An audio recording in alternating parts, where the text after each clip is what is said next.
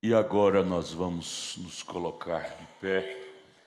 Vamos abrir nossas Bíblias em Zacarias, capítulo 4, versículo 10. Livro do profeta Zacarias, no capítulo 4, versículo 10. Vamos tomar aí uns 40 minutos de uma meditação, lembrar das coisas pequenas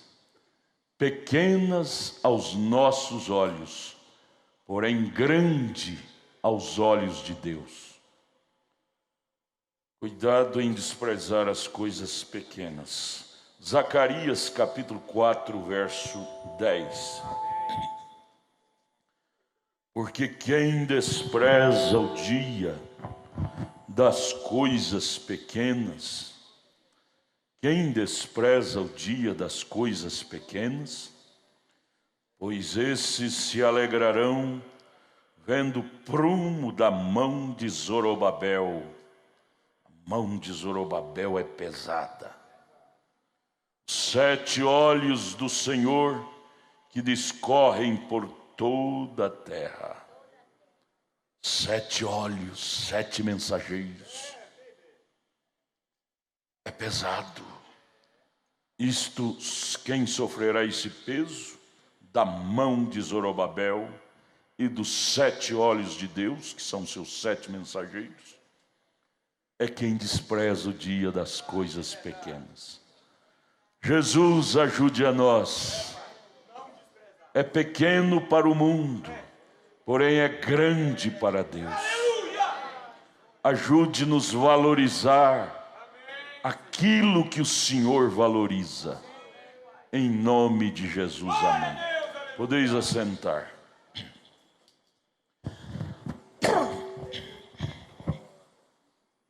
Existe escritura, como João 3,16 e outras na Bíblia Sagrada,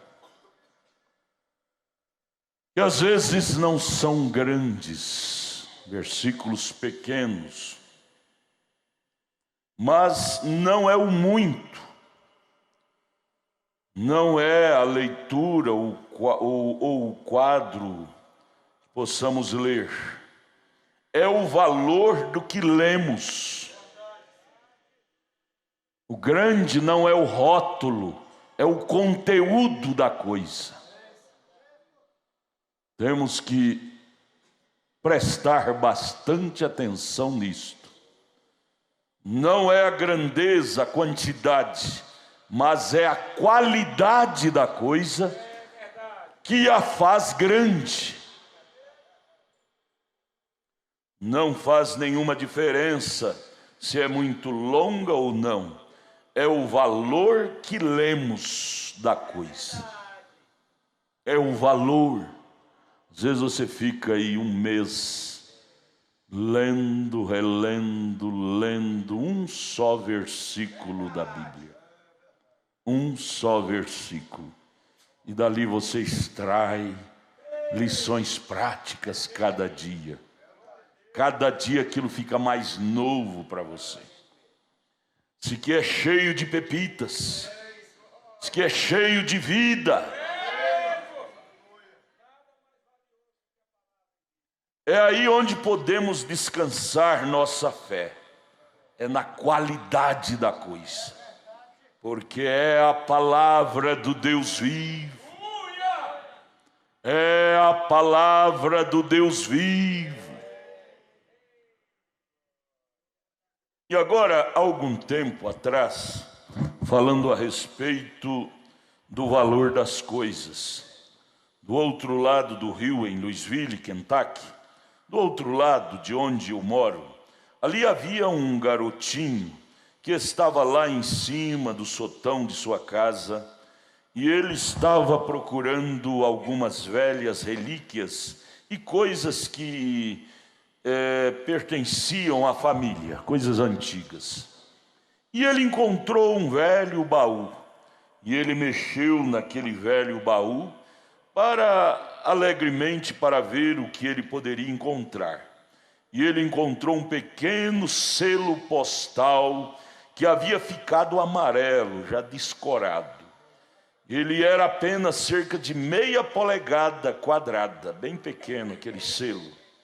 O pequeno companheirinho olhou para aquilo e ele disse: talvez isso possa valer uns 5 centavos de $1. 5 centavos, eu poderia tomar um cone de sorvete com esse dinheirinho. Então, com o cone de sorvete em sua mente, ele desceu a rua correndo até um colecionador de selos. E o colecionador de selos olhou para aquilo e ele disse: quanto você me daria por este selo postal? Não esperando receber mais do que 5 centavos. E ele disse, depois que o colecionador de selos olhou para aquilo, ele sabia que era um selo antigo. Então ele disse: eu te dou $1 por ele. O pequeno companheirinho ficou muito feliz. Aquilo significava muitos sorvetes. Estava esperando comprar um só, agora poderia comprar muitos. Então ele vendeu aquele selo por $1. Cerca de 6 semanas depois, o colecionador de selos o vendeu por $50. Algum tempo depois, ele foi vendido por $500. E agora, eles alegam que ele vale $250 mil. Agora, nós sabemos que um pequeno pedaço de papel com meia polegada quadrada não valeria nem mesmo ser apanhado na rua. Coisinha pequena. Mas não era o valor do papel, era o valor do que estava aplicado, impresso no papel. Não é o valor do papel, o valor é o que está impresso neste papel. Isto é que não há preço que o pague. E é assim que é com a palavra de Deus. Não é apenas o papel no qual está escrito. Eles dizem: papel aceita tudo. Tudo bem, mas bendito esse papel que aceitou escrever nele a palavra de Deus. É o seu valor, é porque é a palavra do Deus eterno. E Jesus disse: os céus e a terra passarão, mas a minha palavra nunca falhará. Ela é segura. A palavra de Deus é segura. Não tenhas medo de confiar nela. Aquela palavra de João 3,16, porque Deus amou o mundo de tal maneira que deu seu Filho unigênito, para que todo aquele que nele crê não pereça, mas tenha vida eterna. Isto, João 3,16, nesta noite, embora seja pequena em sua porção, contém valor suficiente para salvar o mundo inteiro. Um versículo, João 3,16, contém valor suficiente para salvar o mundo inteiro. Ela tem valor suficiente em si para curar cada pessoa enferma que está hoje na terra. João 3,16. É um perdão para cada pecador. João 3,16. É um perdão para cada pecador. Você não pode usufruir de João 3,16? Qual dos dois que você vai ficar, com João 3,16 ou com seus pecados? Ela pode perdoar cada pecador.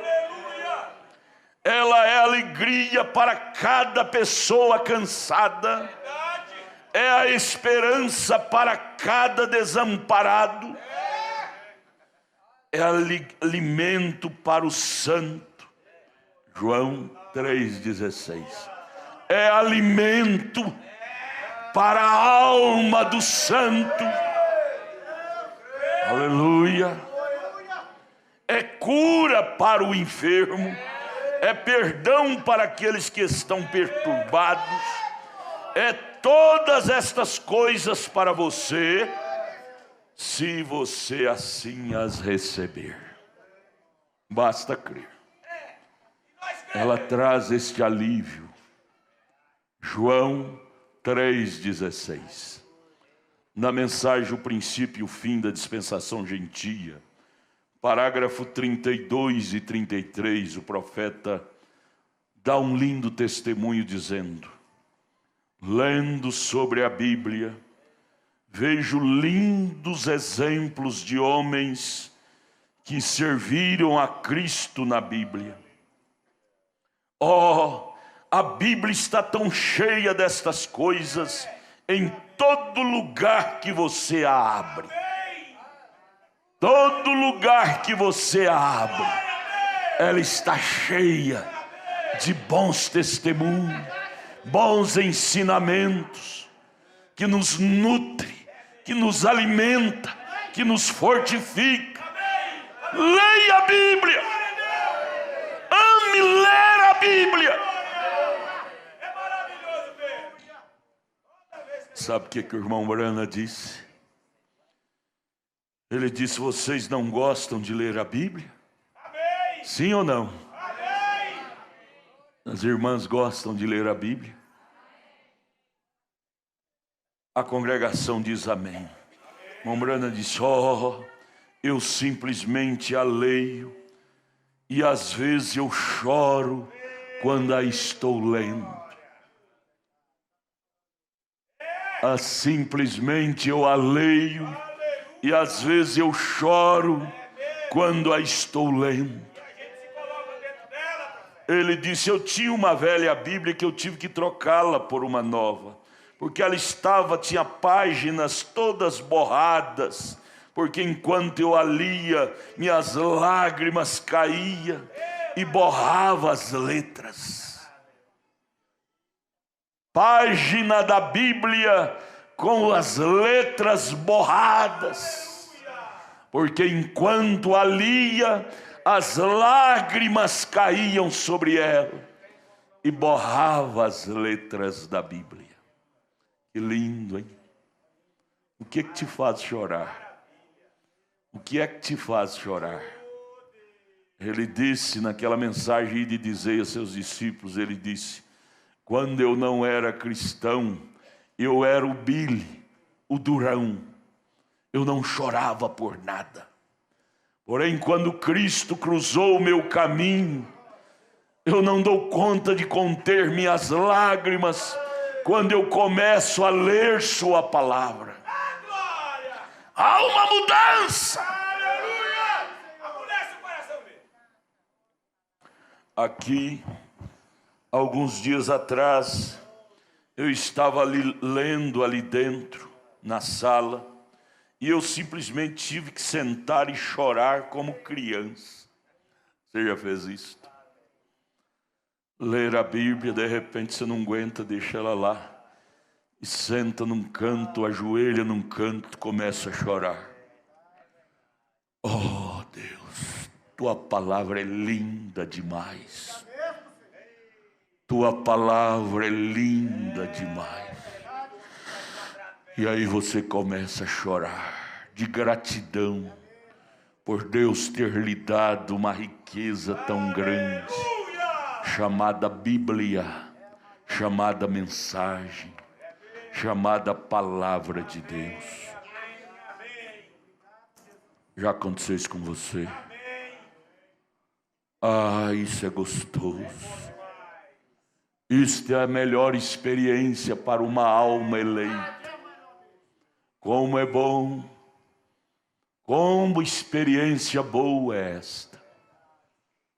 Deixa eu ler de novo. Alguns dias atrás, eu estava lendo ali dentro, na sala, E eu simplesmente tive que assentar e chorar como uma criança,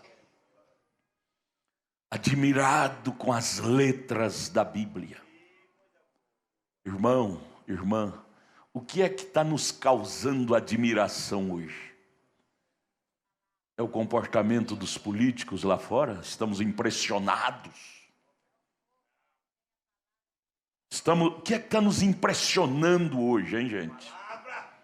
Gente, vamos pensar nisso. Irmã Samuel, a senhora é minha filha. O que é que está nos impressionando hoje?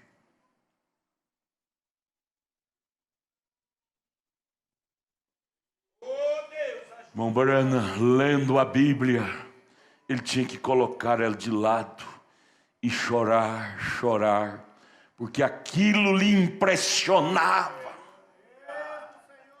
Aquilo impressionava a sua alma. Oh, irmão, isso é lindo demais. Melhor experiência para um ser mortal é chorar lendo a Bíblia.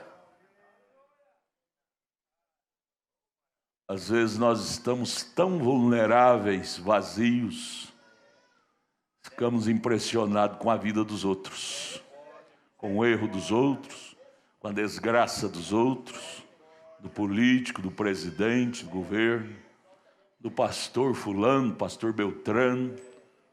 Não, irmão, isso cada um responde por seus atos. Vamos nos educar.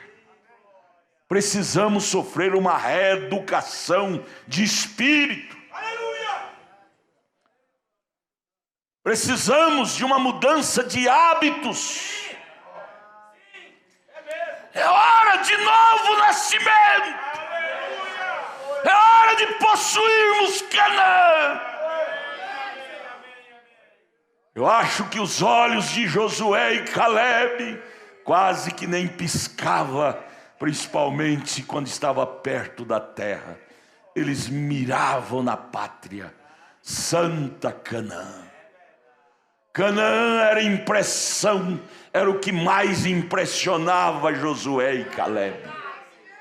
Eles não queriam nem saber dos problemas das outras nações. Ele queria saber em possuir Canaã. Irmãos, não é hora de nós estar preocupados com a vida alheia, não. É hora de nós estarmos preocupados com a nossa promessa. Possessão! É hora de possessão! Pare de ter sua mente vagante. Mente vagante. Girando, girando, girando. Uma hora está na cachaça, outra hora está no cigarro, outra hora está na mulher, outra hora está no homem, outra hora está vagante, vagante. É hora de centralizarmos nossas mentes em algo que realmente tem valor. Cristo. Amados irmãos, deixa eu dar uma declaração para vocês. Próximo passo nosso é possuir nossa Canaã. Não resta muito espaço à frente mais. Não resta muito tempo mais. Nós já estamos no 40º ano. E foi no 40º ano que Israel possuiu Canaã. Eu não sei se foi de manhã, à tarde ou à noite, mas eu só sei que estamos no dia da coisa. Estamos no dia da coisa. Regozijai-vos, impressionai-vos com isto. Isto deve ser uma matéria de alto relevo para o crente. Possessão da promessa. Ele disse, deixa eu ler de novo, 33, o princípio e o fim da dispensação gentil. Aqui, alguns dias atrás, eu estava lendo a Bíblia ali dentro, na sala, E eu simplesmente tive que sentar e chorar como uma criança. Chorar como um bebê ao ler a Bíblia. Bíblia. Bíblia. Bíblia. Bíblia. Bíblia. Chorar como um bebê ao ler a Bíblia. Você já chorou? Eu já chorei muito. Muito não, a gente não chora muito. Mas dá para chorar um bocado. Ao ler a Bíblia.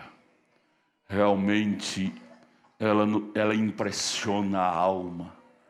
Se você deixar seu espírito ser embalado por ela, ela causa sentimento de gratidão.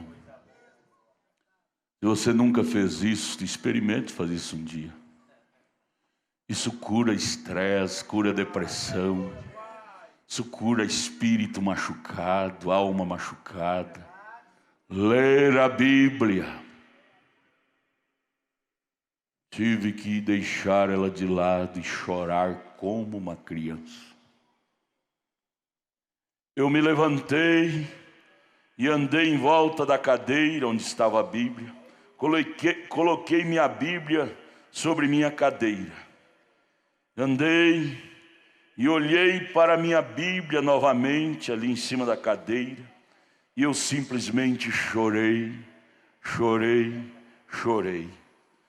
Fui em volta da cadeira novamente, olhei para a Bíblia novamente e eu pensei, oh Deus, ali dentro a vida eterna. Vida eterna para cada homem ou mulher que ouse colocar sua confiança nisto e crer nisto. Vida eterna. Colocou sua Bíblia na cadeira, lá na sua sala. Teve que colocar ela lá para chorar como uma criança. Depois começou a rodear e olhar para a Bíblia. E chorando, dizendo, oh Deus, aí dentro tem vida eterna. Cada versículo dela é palavra de Deus. É palavra de Deus. Veja, o irmão Branham nunca se acostumou com a Bíblia. Nunca. A Bíblia o impressionava cada vez que ele a lia. Ô irmão, feliz do crente, da crente, que nunca se acostuma com a Bíblia. Ler a Bíblia não como um costume. Não como se lê um catecismo, mas lê a Bíblia com impressão, impressionado com o que ela fala.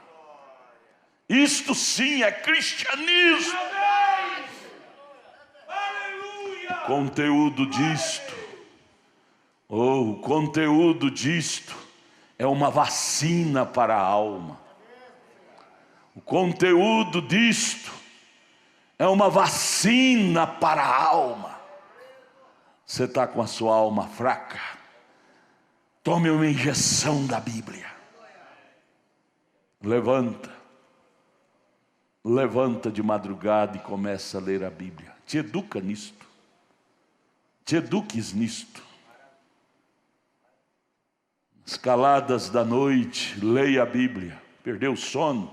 Corre e vai ler a Bíblia. Eu, quando perco sono, eu vou ler a Bíblia, vou ler a mensagem, até que sono vem. Aí depois de sono vem, dá um sono gostoso. Aquela paz da Bíblia entra na gente. Você dorme que ronca, né? É bom. Elimina os estresses, que vale muito mais do que remédio controlado. Chorar ao ler a Bíblia. Por que nós mais choramos, hein? Por causa de dinheiro, por causa de ciúmes, de brigas, dissensão. Vamos nos educar.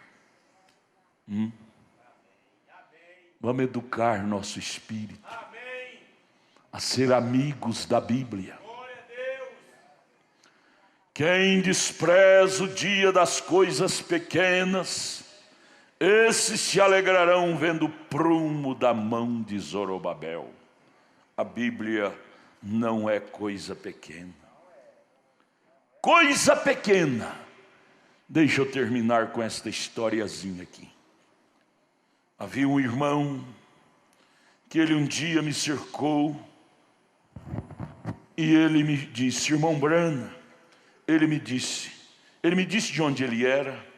Ele disse: eu nasci, fui dedicado ou consagrado, seja como for que eles chamam isto, lá na igreja luterana. Ele disse: eu acho que quando eu era um garotinho, aquela foi a última vez que me levaram à igreja. A menos que minha mãe tenha me levado alguma vez que eu não saiba. Disse: eu sou casado, um excelente homem de negócios ele é.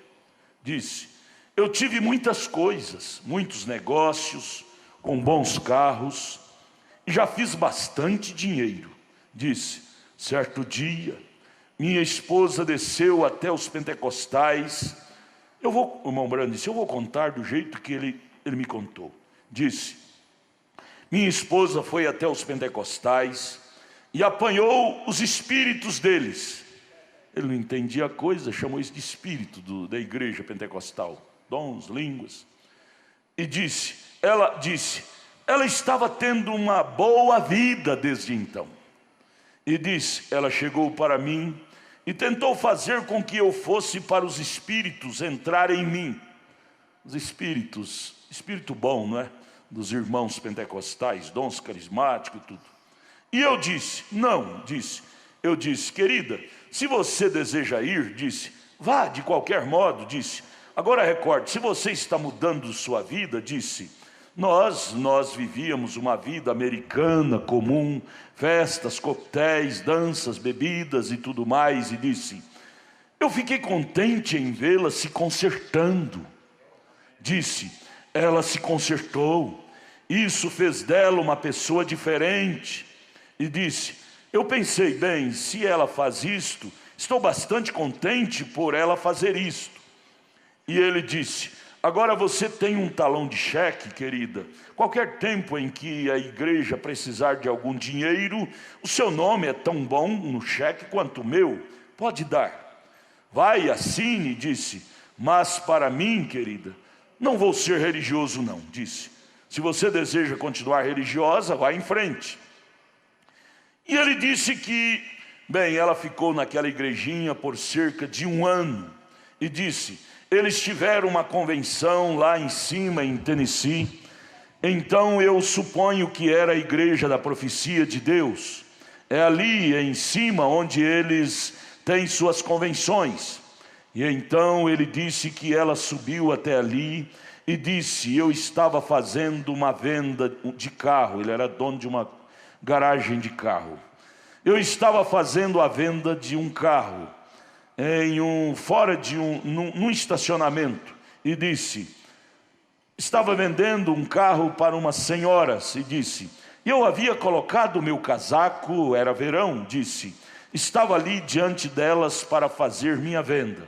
E disse: quando voltei, aconteceu de eu me lembrar: será que eu dei para aquela mulher as chaves reservas do carro? E corri minha mão pelo meu bolso do casaco e disse: eu estava com uma pequena etiqueta quadrada ali, que tinha um ponto de interrogação, uma frase e um ponto de interrogação escrita naquela etiqueta. E atrás daquilo dizia: onde você passará sua eternidade? Esposa convertida, não queria se debater com o marido, então ela pegou a maneira dela evangelizar o marido, pegou a pequena etiqueta e escreveu esta frase: onde você passará sua eternidade? E do outro lado da etiqueta ela colocou um grande ponto de interrogação. Bem, ele disse, eu olhei para aquilo e pensei, bem, eu gostaria de saber quem colocou isto em meu bolso. E eu simplesmente joguei aquilo no cesto de lixo. E disse, mas alguma coisa me disse, mas isto tem que ser resolvido. Quando ele leu aquilo, ele queria se ver livre daquilo, jogou aquilo no cesto de lixo. Porém a consciência bateu fundo na alma dele e a voz da alma disse, porém isto tem que ser resolvido. Onde você passará sua eternidade? Este problema tem que ser resolvido. Disse, eu abaixei e apanhei aquele papel novamente e disse, comecei a balançar e pensei, isto é correto. Já passei dos 40 anos, então eu tenho que descobrir onde vou passá-la. Disse, agora veja aqui, você está apenas ficando todo confuso. Ele falando consigo mesmo.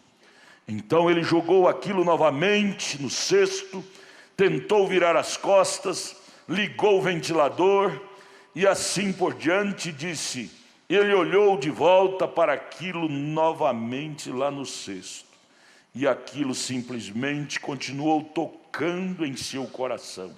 Aquela frase, onde você passará a sua eternidade? Não adianta você querer correr de Deus. A voz da consciência rebomba na alma. Ele apanhou aquilo pela terceira vez e disse que aquilo lhe deixou tão nervoso que ele não pôde nem mesmo, ele foi para casa. Aquilo colocou ele perturbado. Oh, que boa perturbação. Irmão, você tem que ficar doido, perturbado, fique doido, preocupado com a sua alma. Melhor perturbação é a perturbação, preocupação com o seu destino eterno. Aquilo me deixou perturbado, que ele saiu da garagem onde ele tinha seus carros para vender e foi para casa. Com aquela frase ressoando na mente, no coração dele. Onde você passará sua eternidade? Você não dá conta de se livrar desta frase. Você lê a Bíblia e existem frases que penetram na sua alma. Você sacode a cabeça para se ver livre daquilo, mas não dá conta mais. Aquilo te marcou. Esta frase marcou a alma daquele homem. Desde então ele não teve mais paz. Deixa eu abrir um parênteses. Eu quero dar meu pequeno testemunho para vocês. No mês de julho do ano de 1972, mudou para vizinho nosso da fazenda onde morávamos lá em Minas Gerais, duas famílias, irmão Josias, irmão Elcio, vizinho de fazenda. Eles eram cristãos. E eles começaram a fazer cultos na casa deles, eram cristãos. Lá da minha casa, eu, um garoto de 13 anos, minha irmã Eunice, uma garota de 14, 15 anos. A gente ouvia os cultos lá de longe, eles cantando, na roça, a voz ecoa, de longe se ouve. Aquilo penetrava em nossas almas, e a gente segurava. Não sei quantos meses demorou. Parece que foi no início do ano, até mês de julho nós seguramos. Quando chegou o mês de julho, algo tremendo. Rebumbou, nós não aguentamos ficar quietos. Eu virei para ela, ela virou para mim e disse, vamos lá ver. Vamos lá. E nós fomos. Ah, irmãos, Quando passamos na porta da casa do primeiro morador, o irmão Elcio, ele estava com aquele LP, 100 ovelhas, Oséias tinha acabado de gravar ele, 72. E aquilo era ungido, naquele tempo eles gravavam sob a unção. Naquele tempo os crentes ainda eram crentes. Ali já começamos a chorar. Fomos para a igrejinha de barro, lá na roça, coberto de capim. O pregador começou a pregar, simples, humilde, mas as palavras dele entravam na gente como uma espada cortante. Quando terminou o culto, nós não aguentamos, fomos lá no altar chorando. 2 meninão, ela de mini saia, eu meninão cabeludo, no altar chorando, dizendo: pregador, esta palavra tem penetrado em nossas almas. Nós não damos conta de viver sem isso. E desde então, meus amados, isto tem acontecido comigo. Eu não tive mais sossego em minha vida. Eu não tive mais sossego em minha vida. Cada dia que passa, que eu leio esta Bíblia, que eu leio essas literaturas, eu perco mais o sossego. Sabe por quê? Que a fome faminta na minha alma para ter isto em maior grau aumenta. Quanto mais eu a leio, mais fome eu tenho disso.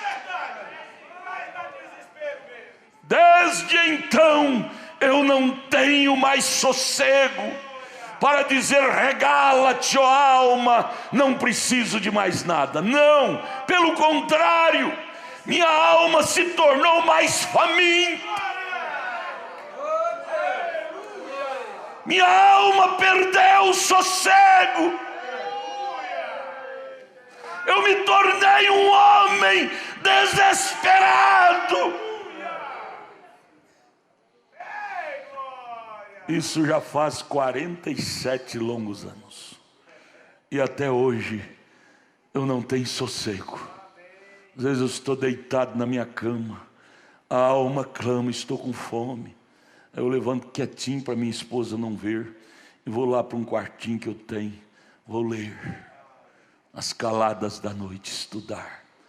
Quanto mais eu estudo, mais desassossegado eu fico, porque eu quero isto atrás da minha pele, eu quero isto mais vivo dentro de mim, eu quero ver isto real dentro da minha alma.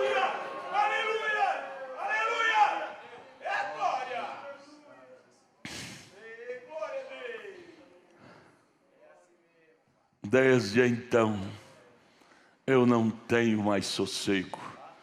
Foi o que aquele homem disse para o irmão Branham. Eu fui para casa e então perdi o sossego. Aí ele disse: eu fui ouvir um famoso evangelista, o Dr. Billy Graham. Billy Graham me disse para fazer algumas coisas, eu fiz, mas aquilo ainda me incomodava. Depois dali eu fui me unir aos irmãos metodistas, e eles me disseram outras coisas. Fiz como eles mandaram, porém aquilo ainda me incomodava, não foi a resposta. Me uni com os unicistas, me disseram para fazer alguma coisa, eu fiz, mas logo descobri que ainda eu estava com uma alma incomodada. Me uni com os pentecostais, eles me ensinaram que eu tinha que falar línguas estranhas, e me levou para um quartinho e orou comigo, orou, até que eu concebi o dom de língua estranha, mas terminei sentindo necessitado. Minha alma continuava inquieta. Isso aqui é a mensagem Abraão restaurado, do parágrafo 32 até o 40, depois você pode ler na sua casa. E logo eu fui a uma igreja, em outra igreja, eu estou falando assim resumido. A Voz da Cura, nome daquela igreja, a Voz da Cura. Contei minha situação para eles, eles disseram: você está em pecado. Vá procurar o profeta William Branham. Ele é um vidente, e ele vai dizer onde você errou, e você vai se consertar, e então você vai ter sossego. Irmão Branham, eu estou aqui agora, parágrafo 36. O que eu faço?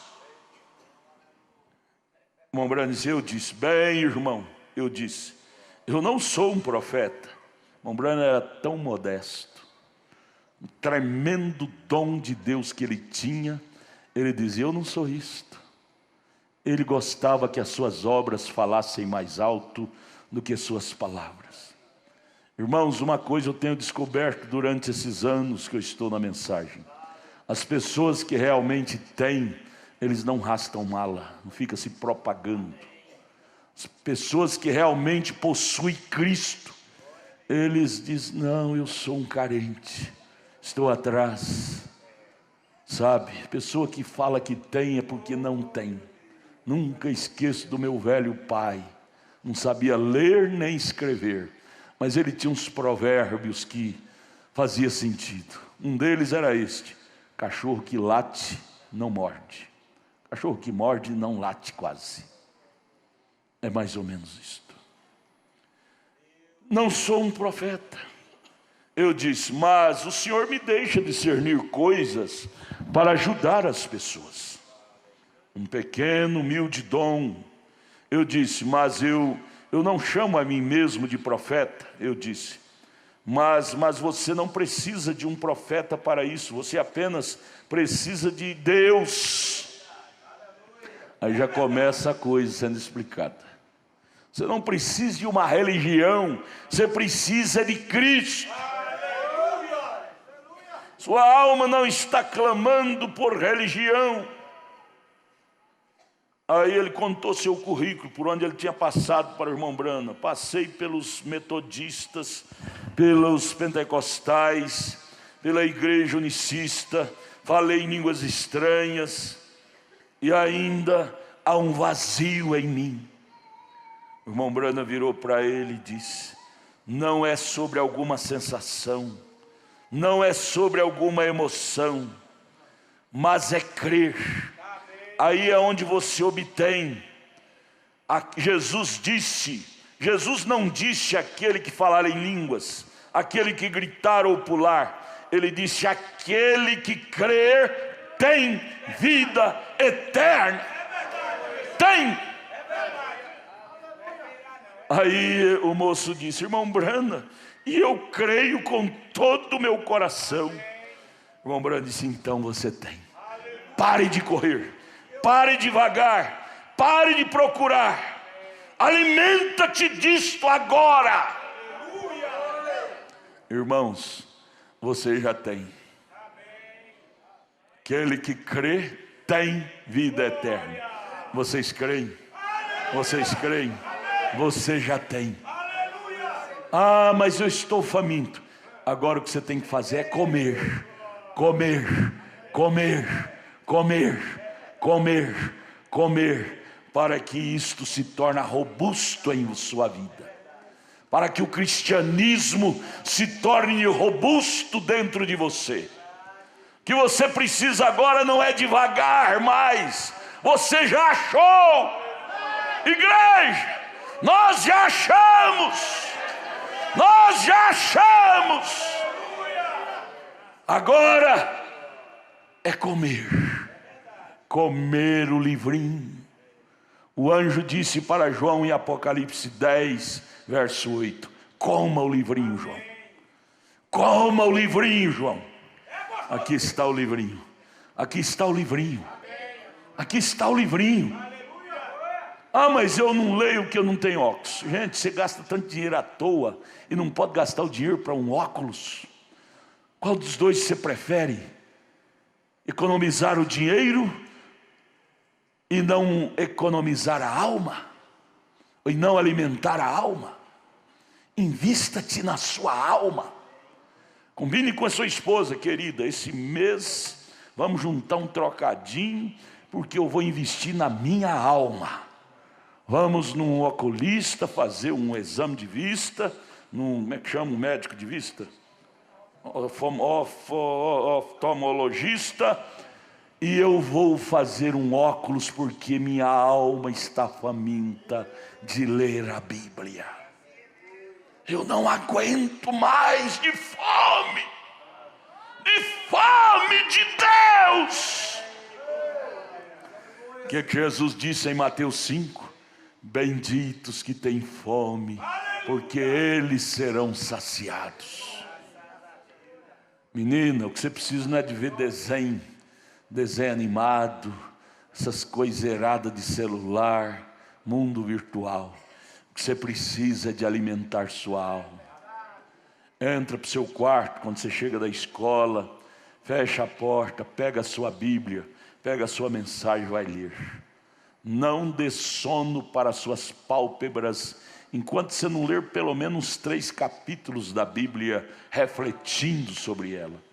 Veja, o irmão Brana diz, só João 3,16 já dá para chacoalhar o mundo. E se ler 3 capítulos por dia, hein? E se ler pelo menos a metade de uma mensagem por dia, hein? Achei tão lindo, nunca esqueço o testemunho do pastor William, lá de Caldas Novas, quando ele esteve aqui. Falou para mim no escritório, pastor Adalto, o dia que eu não leio uma mensagem, eu me sinto insaciado. Achei aquilo lindo demais. Tem coisa boa que você tem que copiar. Comer, alimentar a alma, isso faz bem. Se alimentar o físico faz bem, e alimentar a alma, hein? Ver uma alma robusta. Estamos vivendo no tempo da obesidade. Na América, por exemplo, quase todo americano é acima do peso, porque come muito glúten, massa, essas coisas, e ficam gordos, fortes. Ah, irmão, se a carne pode ficar obesa, e a alma? E a alma? Vamos aprender com o irmão Brana. Escreva aí o princípio e o fim da dispensação gentia, 32 e 33. Ele lia a Bíblia e punha ela num canto e começava a chorar, refletindo o que ele havia lido. Chorar. Você tem que chorar, não é de paixão por quem não te quer, não. Que besteira é essa? Chorar de paixão, você sabe que ele não te quer, virou as costas para você. Para que chorar? Perder tempo com quem não te quer. Pare com isto. Chorar de ciúme. Se Deus não segurar, muito menos você. Fica ciumando aí que a pessoa fica irritada aí que ela vai mesmo. Chore por Cristo. Chore pela palavra. Chore por algo que realmente vale a pena. Aprenda, educa-te teu espírito em coisas que vale a pena, em hábitos que vale a pena. Eu tenho certeza, irmão, se você te ocupar em ler a palavra e orar, a vontade de pitar vai embora. Pitar, um verbo lá da roça, né? Estou pitando, vou pitar, fumar. Vai embora, porque um poder supera o outro. Um poder supera o outro. Se quer vencer um poder, cria um poder maior. O irmão Brana fala isso na mensagem Tempestade se aproxima. Ele diz, sabe como se vence uma tempestade? É formando outra tempestade maior. Quando eu li isso, eu lembrei do meu velho pai lá na roça. O incêndio pegava fogo no pasto. Como que ele apagava aquele incêndio? Ele fazia uma picada, um acero aqui, no meio do pasto, e tacava fogo daqui para lá. E aquele fogo batia de frente com aquele outro fogo e apagava. O incêndio acabava. Como se apaga uma tempestade? Formando uma tempestade maior. O diabo formou uma tempestade de vontade de pitar. Me perdoe a expressão. Você forma uma tempestade de vontade de ser crente. Ser crente. O diabo formou a tempestade na sua mente, vontade de prostituir. Você forma uma tempestade, vontade de ser crente. Crente, crente, Como vencer uma tempestade? Formando uma maior. Arlon, eu te amo. Você é meu fião, não te dou para ninguém. Vamos formar uma tempestade contra o inferno. Vamos dar as mãos. Vamos dar as mãos. Formar uma tempestade contra o inferno. E você vai ver se o diabo vai dar conta de nos aguentar. O diabo não dá conta de aguentar um eleito cheio do Espírito Santo. Ele é fraco. Meninas, meninos, na escola, na faculdade, como vencer as amizades ruins? É você fazer uma tempestade de evangelho. Eles vêm falando de nomes pornográficos, você cita nome: Paulo, Pedro,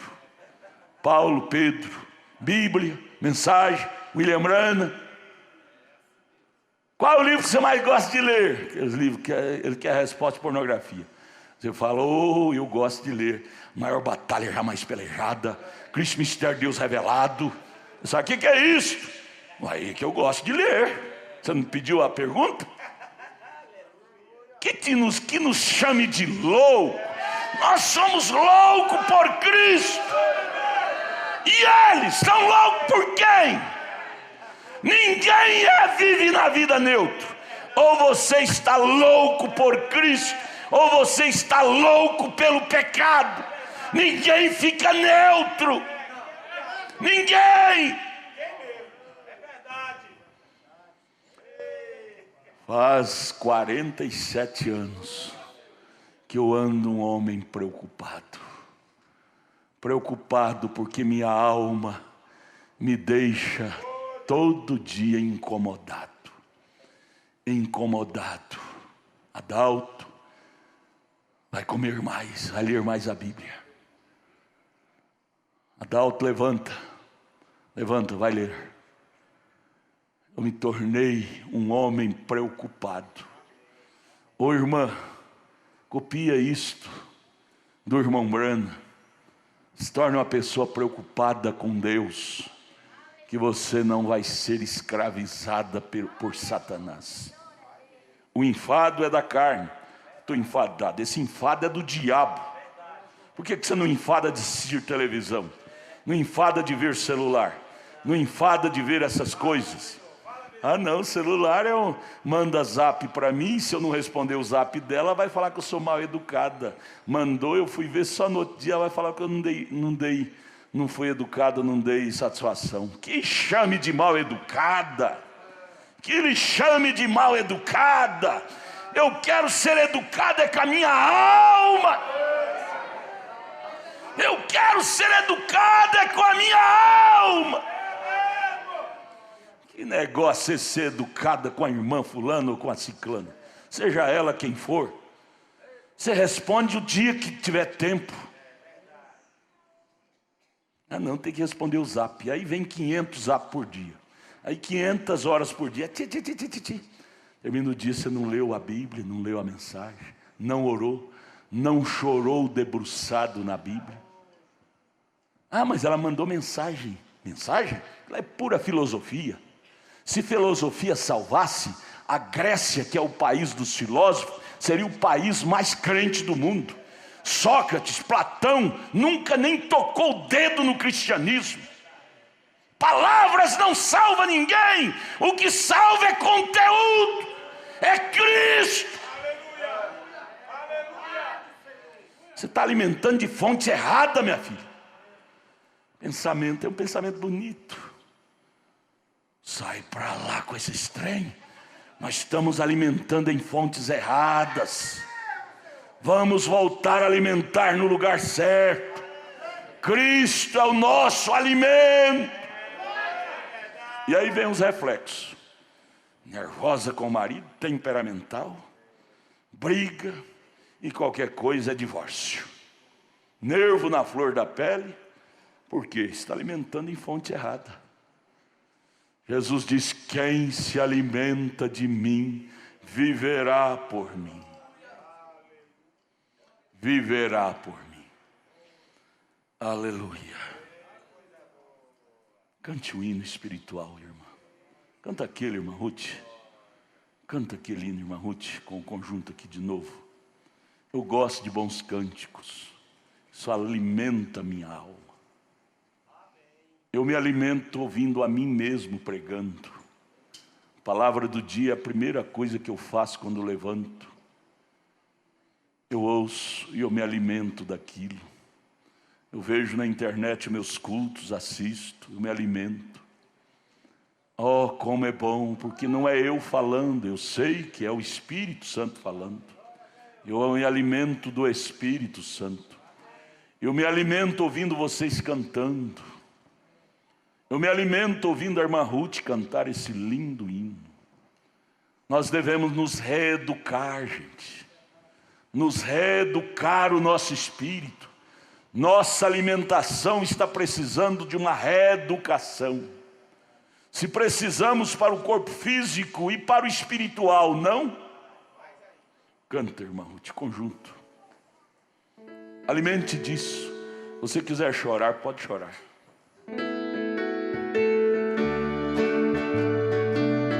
Abra sua Bíblia.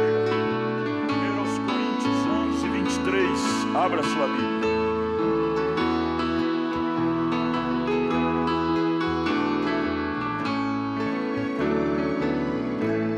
O céu está a me chamar para as mansões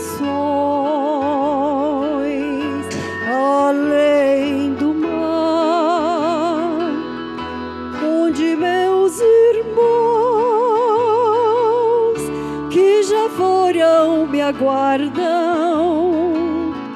Também subirei quando o céu me chamar. Este corpo é de barro, como uma prisão, entre grades de ossos. A minha alma está, mas as grades cairão quando Cristo chamar, e a minha alma dizer: livre está, como águia vou voar, e ao céu subirei quando ouvir o céu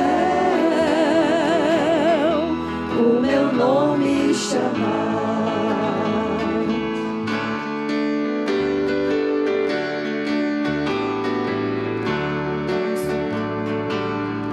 Posso imaginar meus irmãos do além. Já não há mais lágrimas e nenhuma dor, e no trono celestial vejo meu Jesus. Posso ouvir a voz, o meu nome chamar. Este corpo é de barro, como uma prisão, entre grades de ossos. A minha alma está, mas as grades cairão quando Cristo chamar, e a minha alma dizer: livre está, como águia vou voar, e ao céu subirei quando ouvir o céu o meu nome chamar. As grades cairão